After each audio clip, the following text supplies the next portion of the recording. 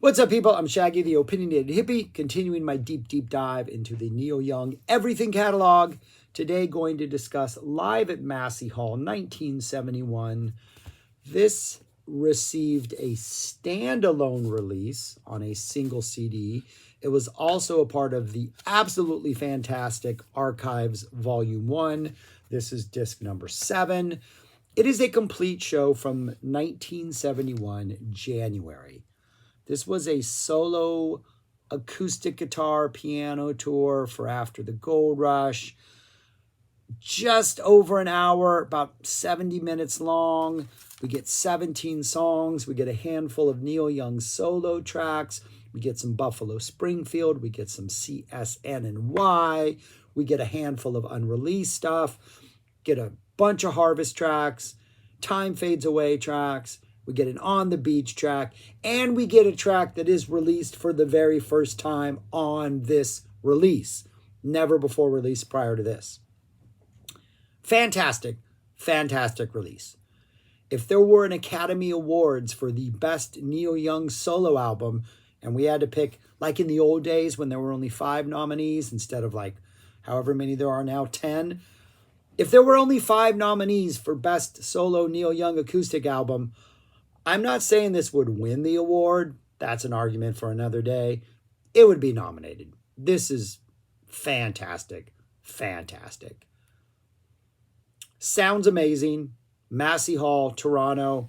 Sounds like a relatively small little venue. I don't know. It sounds kind of intimate. Almost seems like you're in the room with Neil.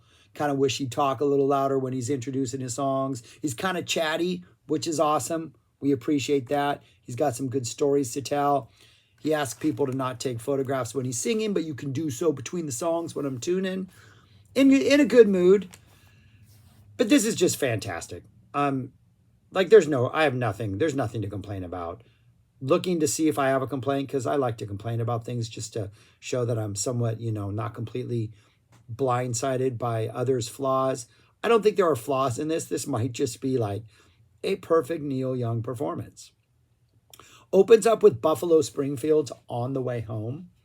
Richie Furay sang this. It was the opening track on their third and final album.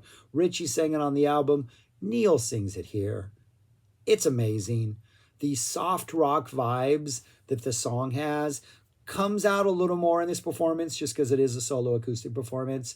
You can hear a band like America or Orleans or Air Supply or one of those really like nice acoustic-y, bouncy 70s soft rock bands possibly getting inspired by this, possibly covering this. It's got that soft rock vibe, but in a good way, with a Neil Young singing it way. Next is Tell Me Why, the After the Gold Rush tune. Beautiful. Great 1-2 opening for these two songs. The audience knows them. The energy's good. They're kind of bouncy. Neil sounds amazing. Fantastic. We get Old Man next. Neil introduces this by saying it's a song about his ranch. And when he's bought his ranch, it came with an old man. And he explains the idea of a foreman and how this foreman was part of the ranch previously. And Neil sort of just inherited him when he bought the ranch. And the song is inspired by this old man. Pretty cool. It's about the foreman, as he says. The next song, Journey Through the Past, is also about his ranch. I think the opening line is, something about, when the winter rains come pouring down on that new home of mine.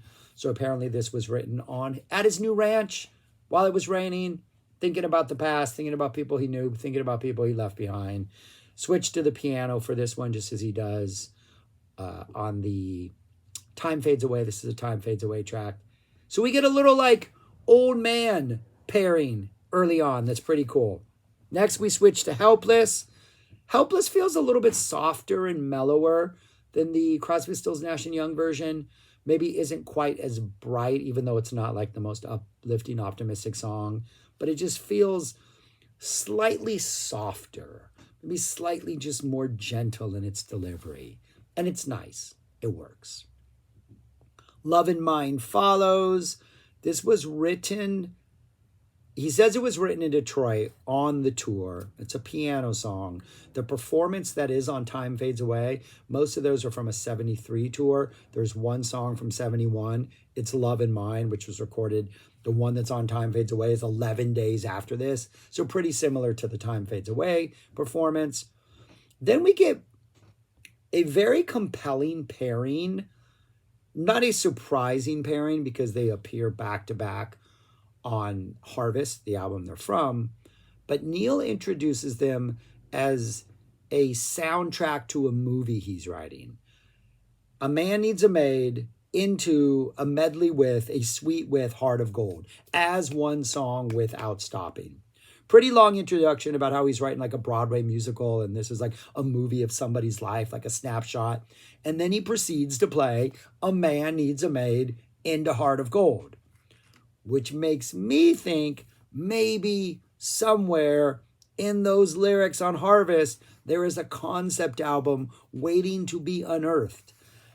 So I'm going to go back and look at that album and see if I can concoct some crazy story concept album that's centered around Neil's life, because that's what the introduction is, since these two songs do appear back to back and kind of gives Heart of Gold a little more something, knowing that it was originally paired live, and then when they got released, they got a clean break, became a different song. Heart of Gold became huge. So interesting. Don't know if there's a theory out there already, or if he's already said what the story is, or if it's painfully obvious and I've missed it all these years, but I'm going to go digging. Then we get a nice, just sweet sounding Cowgirl in the Sand. Just those opening chords just sound big, sound huge, sound like, even though we're acoustic guitar here, just Cowgirl in the Sand delivers. Don't Let It Bring You Down. We kind of get I guess Neil's not the most uplifting artist always, but we kind of get the darker portion of the set with some bright music, but some somber lyrics. Don't Let It Bring You Down. A lot of things in the lyrics that will bring you down, but the music is nice and bouncy, really good energy. There is a darker urgency to the performance that is befitting the lyrics, though the music at times is almost like trying to contrast that and make some weird sort of like tension there. There's a World Follows on piano. Perfect pairing with Don't Let It Bring You Down. Well done. That it's like that chord progression on here. There's just that slightly ominous sort of piano energy. Just works really well with what Don't Let It Bring You Down was bringing. Then we get the unreleased until this release, Bad Fog of Loneliness. Neil explains that he was invited to perform on the Johnny Cash show, so he wrote this song. Then he was canceled. Then he was invited back, but when he was invited back, this song was already too old, so he was not going to do this song anymore. He was going to do a different song. That different song that he ended up doing, among others, was The Needle and the Damage Done. The Bad Fog of Loneliness kind of has a Needle and the Damage Done type dune like vibe to like its acoustic guitar opening to its intro. He said he was going to do it with Carl Perkins and his band. Pretty good performance, good little song. Probably could have been recorded and released. That would have been sweet. But a nice little, in that Needle and the Damage Done type area. And then he follows it up by playing The Needle and the Damage Done. We get in Ohio, which is pretty sweet to hear that acoustic. See the Sky About to Rain follows. Absolutely beautiful. Absolutely beautiful. On piano. Beautifully, gently, delicately played. Would not be released until On the Beach. Absolutely just entrancing and magical and just wonderful. And I think that might be where the first main set ends. There's a lot of applause after See the Sky About to Rain. Then we get it Down by the River. Kind of low key. Doesn't quite come out of the gate with that like Cowgirl in the Sand epicness. Like Cowgirl in the Sand just feels bigger. This one feels a little more low key, like he's trying to like downplay the intensity of this song. Kind of subdued, works well. Then we get a dance, dance, dance. The audience is clapping along. It's really upbeat. It almost feels like it's a part of a different show. Just the energy the dance, dance, dance is bringing. Yes, it's the end of the night. Yes, it's the penultimate song. I think it's part of the encores. Obviously, I'm sure the audience wants to dance and move and like get some energy out at the end of this like hour-long run.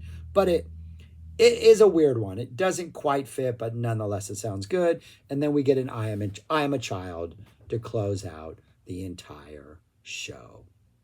It's absolutely amazing. It sounds fantastic. Neil's performance is fantastic. I think the song selection just, I'm not a big Sugar Mountain fan, so the fact that this is an early 70s show without a Sugar Mountain, that's a check mark in the plus column. There's no negatives. I can't think of anything about this show or this set list that is any way bad. I have not been ranking these live shows as I've gone along. I think I'm going to save that for when I get to the end of the studio run. I'm literally just going to do one video and just rank all the live shows, even though I will have already addressed them all in videos like this. But like I said, this one's up there. And if you're a Neil Young live fan and you like these songs and you have not heard this, this is one to check out. It's in Archives 1. You can get it by itself. Live at Massey Hall, 1971. An awesome, awesome, awesome release. That's all I got. A burp. And then that's all I got. Subscribe, like, share, comment, do those things. Let me know your thoughts on this amazing, amazing release. If you've checked it out, if you now go check it out because of this, let me know your thoughts. If I nailed it, want to fine tune these and send people in the right direction musically. But this is amazing. It's like near perfect. It's a great show. Who wouldn't want to be in Toronto on this night? Oh, and when he says Canada early on, he drops a Canada at one point. We get a nice big cheer. When is that? Helpless? We get a nice big cheer when he drops a Canada in there. So Toronto representing. That's all I got. Go listen to Neil. Peace. Talk to you later.